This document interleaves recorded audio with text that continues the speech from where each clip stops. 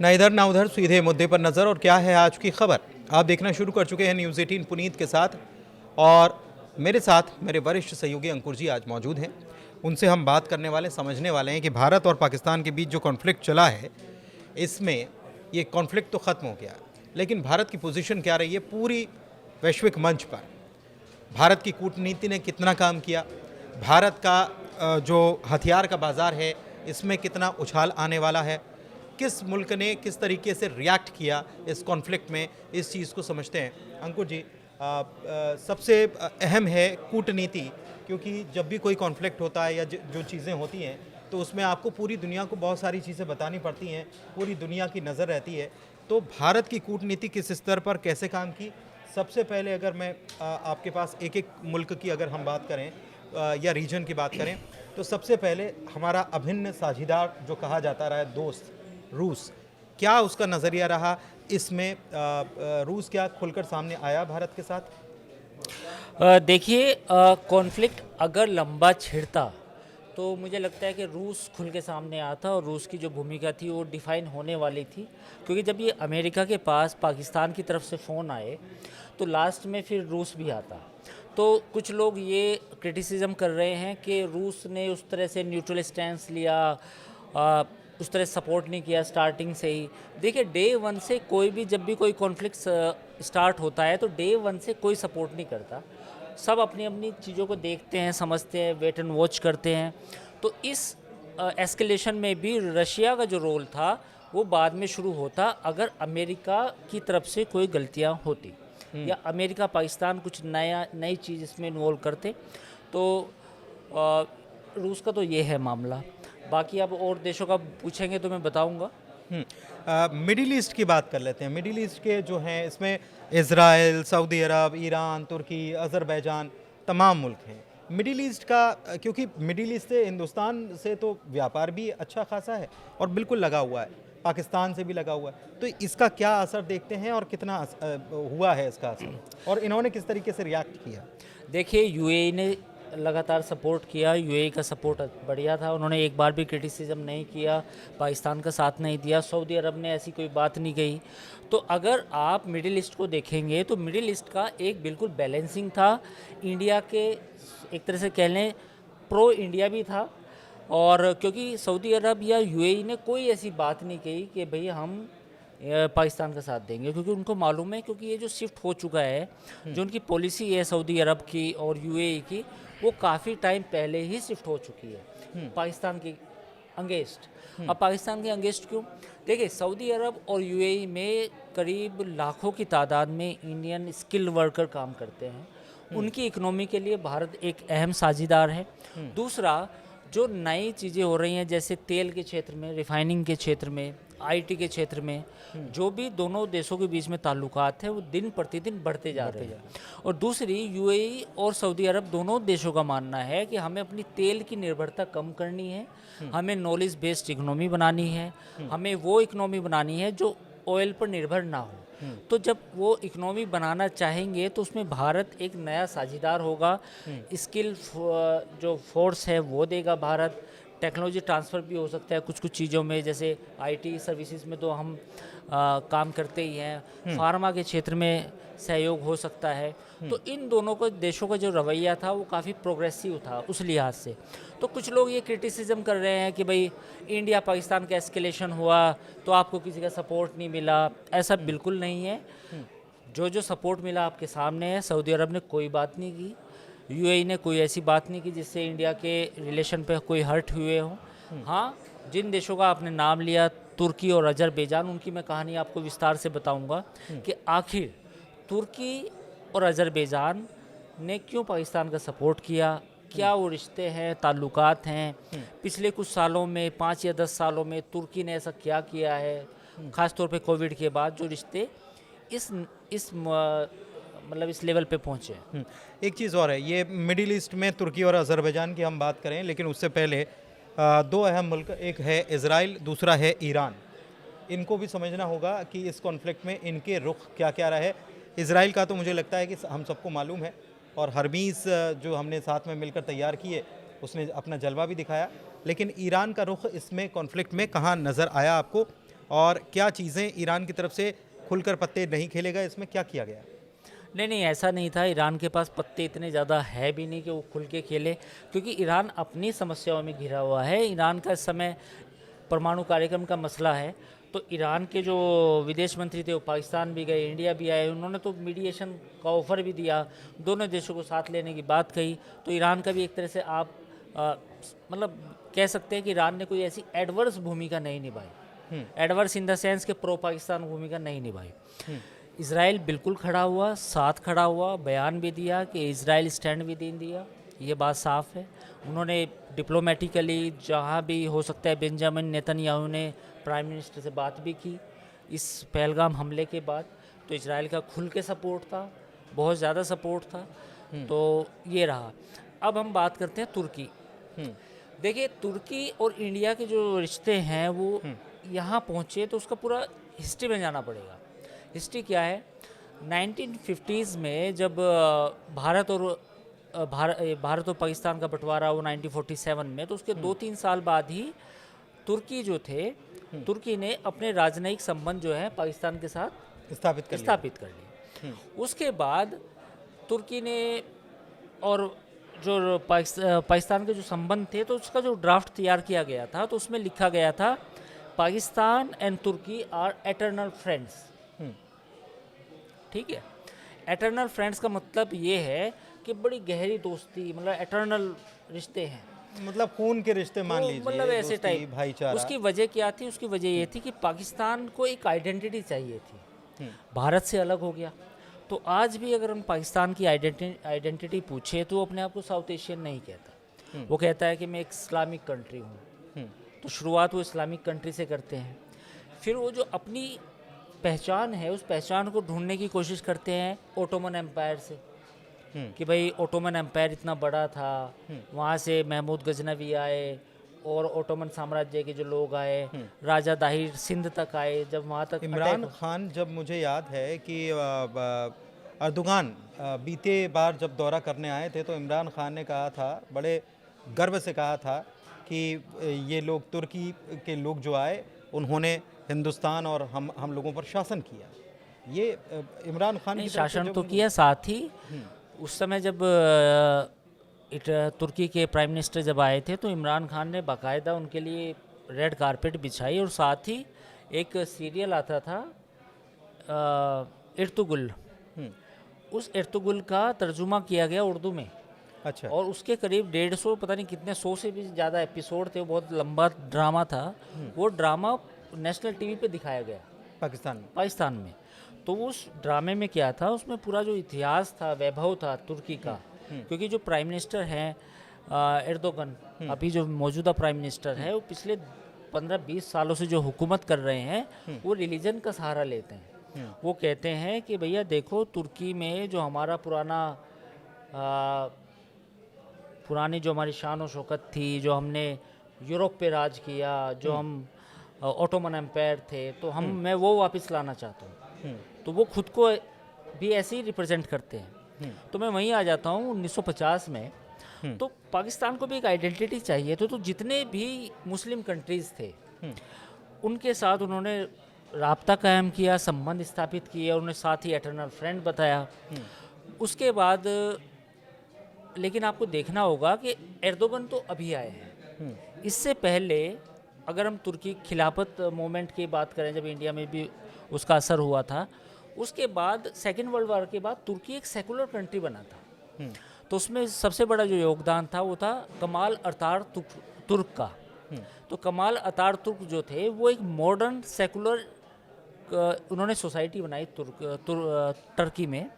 तो जब टर्की में ये सोसाइटी बनी तो तुर्की ने तरक्की भी बहुत की, दूसरे मुल्कों से भी संबंध, और ये बात भी होने लगी कि इसको जल्दी ही यूरोप का हिस्सा बन जाएगा, क्योंकि बॉर्डर तो लगता है यूरोप से। लेकिन जब जस्टिस पार्टी जो एर्दोगन की है ये सत्ता में आई 15-20 साल पहले, तो इसने पूरा वो जो सेकुलर सोसाइटी थी उसको चेंज कर दिया। उसको चेंज करने पे इन्होंने वो इस्लाम का सहारा लिया और सोसाइटी को कन्वर्ट करना शुरू किया इस्लामिक सोसाइटी में। तो जब इस्लामिक सोसाइटी में चेंजेस आए तुर्की में, तो वो पूरे लोगों के रहन सहन, सोच, सब पे हुआ। ऐसा नहीं है कि अभी 100% सोसाइटी रेडिकलाइज या इस्लामिस्ट हो चुकी है। अभी भी तुर्की में जो 100 साल की वो जड़ें हैं सेकुलरिज्म की, वो अभी भी हैं। ठीक है, अभी भी कुछ इंस्टीट्यूशंस में है। लेकिन पाकिस्तान से इनका इतना ज़्यादा मैं वही बताने आ रहा हूँ। तो पाकिस्तान को, अब पाकिस्तान तो इस्लामिक कंट्री था, जियाउल हक के बाद तो प्रो इस्लामिक बन गया। तो इसके बाद जब वहाँ पे इस्लामिक ये जस्टिस पार्टी की हुकूमत आई, उसके बाद पाकिस्तान के बीच में संबंध और गहरे हुए। और ख़ास तौर पे कोविड के बाद जब आर्टिकल 370 एब्रोगेट हुआ, तो उस एब्रोगेशन में तुर्की पहला मुल्क था जिसने उसका खुल के विरोध किया। यानी कि याद कीजिए वो तकरीर जब इमरान खान ने यूएन में भाषण दिया था, काफ़ी जोश और खरोश से दिया था, एग्रेसिव भाषण था, उसी में तुर्की ने भी ये बात उठाई थी। तो तुर्की के संबंध फिर और पाकिस्तान के फिर और गहरे हुए। ये एटर्नल 1950 में थे, लेकिन ये वास्तविक एटर्नल अब होते हुए दिख रहे हैं। अब तुर्की से और पाकिस्तान के बीच में संबंध का आप जो सवाल पूछा है कि ऐसे क्यों है, उसका वजह है मजहब, रिलीजन, मुस्लिम्स, क्योंकि वो भी टर्की भी अभी एक इस्लामिक कंट्री बनना चाहता है, जो सुन्नी वर्ल्ड में सबसे बड़ा इस्लामिक हो। वो चाहता है कि मैं सऊदी अरब से भी बड़ा मुस्लिम मुल्क बनूं। तो वो जो ख्वाहिश है उसकी तुर्की की, और वो जो पाकिस्तान की भी ख्वाहिश रहती है कि हम भी उम्मा हैं, हम भी उम्मा के हिस्से हैं, तो वो कहीं ना कहीं इन देशों को पास लेके आ रहे हैं। अच्छा, एक चीज़ और, अज़रबैजान और आर्मेनिया के बीच में वो भी कॉन्फ्लिक्ट बताता होता हूँ, है, बिल्कुल। तो आर्मेनिया को ख़रीदता है, आर्मेनिया से हमारा बिजनेस है, यही बिल्कुल आपने सही कहा था। अजरबैजान का जो विरोध है उसकी वजह ये है कि हमने आर्मेनिया को कुछ तोप दी हैं, पिनाका दिया है और कुछ और हथियार दिए हैं। क्योंकि आर्मेनिया और अजरबैजान का कॉन्फ्लिक्ट चला, तो उस कॉन्फ्लिक्ट में आर्मेनिया की हार हुई। हार के बाद फिर इन्होंने अपनी डिफेंस कोर मजबूत करने के लिए हथियार खरीदे। अब जाहिर है यूरोपियन कंट्री के पास जाते तो महंगे मिलते, अमेरिका के पास महंगे मिलती है, रशिया भी महंगे देता। तो एक इंडिया एक ऑप्शन है, क्योंकि अब इंडिजिनियस जो हम वेपन बना रहे हैं वो ज़्यादा रिलायबल भी हैं, ज़्यादा सस्ते भी हैं। तो जब हमने ये हथियार दिए तो उसके बाद ये अजरबैजान का रिएक्शन ये है। अब अजरबैजान का रिएक्शन ये आया है, लेकिन हर साल 3 से 4 लाख टूरिस्ट जाते हैं इंडिया से। बाकू की सीधे न्यू दिल्ली से फ़्लाइट है। और अगर अजरबैजान के टूरिज़्म जीडीपी की बात करें तो जीडीपी में टूरिज़्म की जो हिस्सेदारी है वो करीब करीब 10% है। तो ऐसे में अब उन्होंने इंडिया को नाराज़ किया है पाकिस्तान का साथ देके।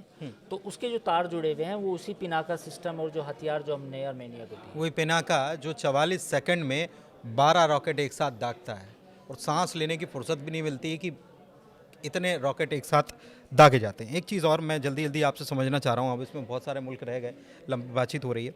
अमेरिका, भले ये ट्रंप कह रहे हैं कि मैंने मध्यस्थता नहीं कराई, मैंने तो बस हेल्प की थी, लेकिन सवाल ये उठ रहे हैं कि भारत को झुकना पड़ गया क्या?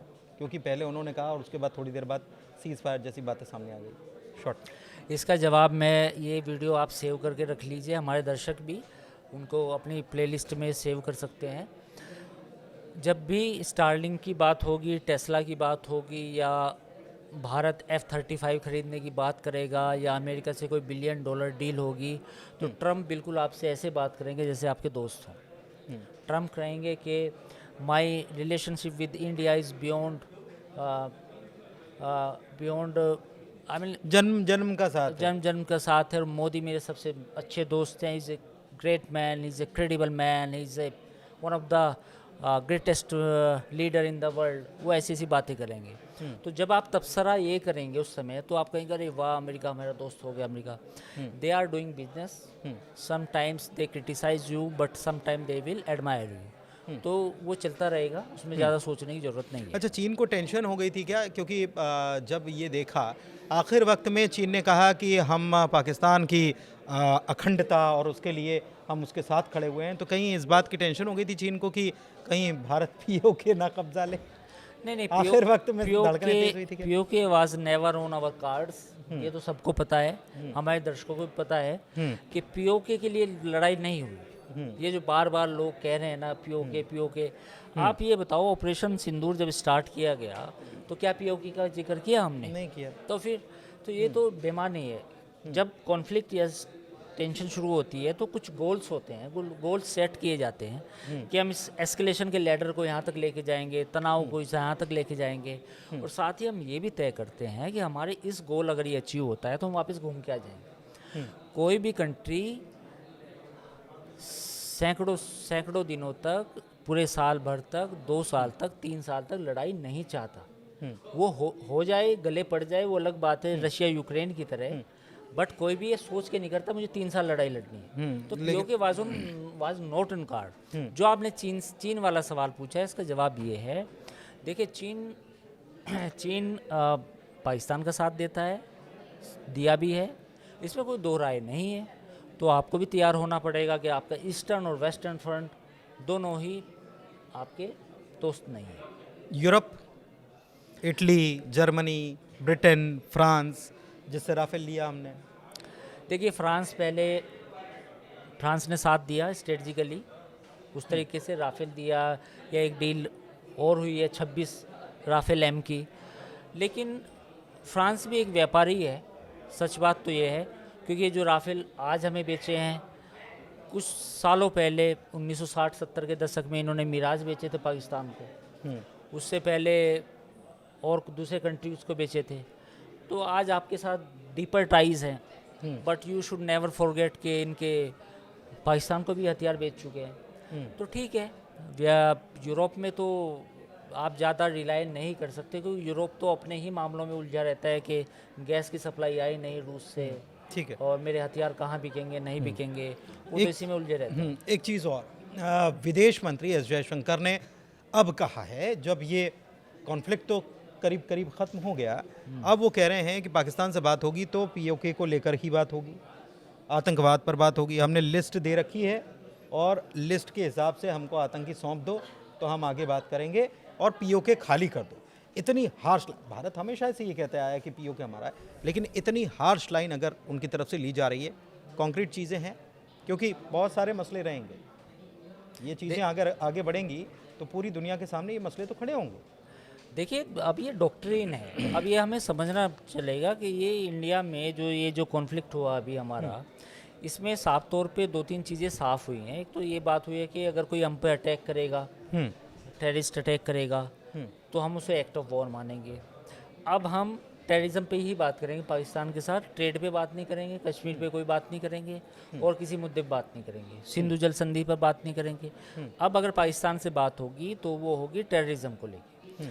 तो ये अब पॉलिसी बन चुकी है, तो अब इसकी आदत पाकिस्तान को भी लगानी पड़ेगी, पूरी दुनिया को भी समझना पड़ेगा कि इंडिया का जो पर्सपेक्टिव है 2025 में, मतलब इंडिया ने अपनी लाइन तय कर दी है, अब पूरी अब दुनिया के ये समझ में आ जाना चाहिए आ कि जाना हम केवल चाहिए, बोल हम नहीं रहे यही थे। बात बोलेंगे, और हम अगले साल भी ये बात बोलेंगे, 2027 में भी ये बात बोलेंगे कि अब जो पाकिस्तान की बात होगी वो टेररिज्म को लेके होगी, कोई किसी और मुद्दे पे बात हो ही नहीं सकती। कश्मीर पाकिस्तान चाहता है उसका अंतर्राष्ट्रीयकरण, इंडिया हम थोड़ी चाहते हैं। हम तो ये कहते हैं भैया जो इंडिया में है वो तो है ही हमारा, जो पीओके में है वो भी हमारा है, वो खाली करो। तो अगर आपको इस पे बात करनी है तो पीओके पे उस पे बात हो जाएगी, बाकी कुछ बात नहीं मतलब बात नहीं होगी, केवल बात होगी तो पीओके पे बात होगी, आतंकवाद पे बात होगी। ये बिल्कुल क्लियर कट लाइन है, क्लियर कट लाइन है। पाकिस्तान को हमेशा के लिए ये समझ में आ जाएगा कि अब इस लाइन पर आगे पीछे कैसे भी करके खींचे, थोड़ा ढील छोड़े, लेकिन बात तो इसी पे करनी, बात इसी पे हो। चलिए ठीक है। तो कुल मिलाकर आप समझे होंगे कि क्या कुछ परिस्थितियाँ इस दौर में दुनिया में रही हैं, दुनिया ने किस तरीके से भारत की कूटनीति कहाँ कितनी सफल रही है, किस तरीके से भारत का कहाँ किसकी तरफ से सपोर्ट मिला है, नहीं मिला है, किसने क्या अपना स्टांस दिखाया है, तमाम चीज़ें आज हमने डिस्कस की। वीडियो कैसा लगा ज़रूर बताइएगा, हमारे चैनल को लाइक कीजिए, सब्सक्राइब कीजिए। धन्यवाद।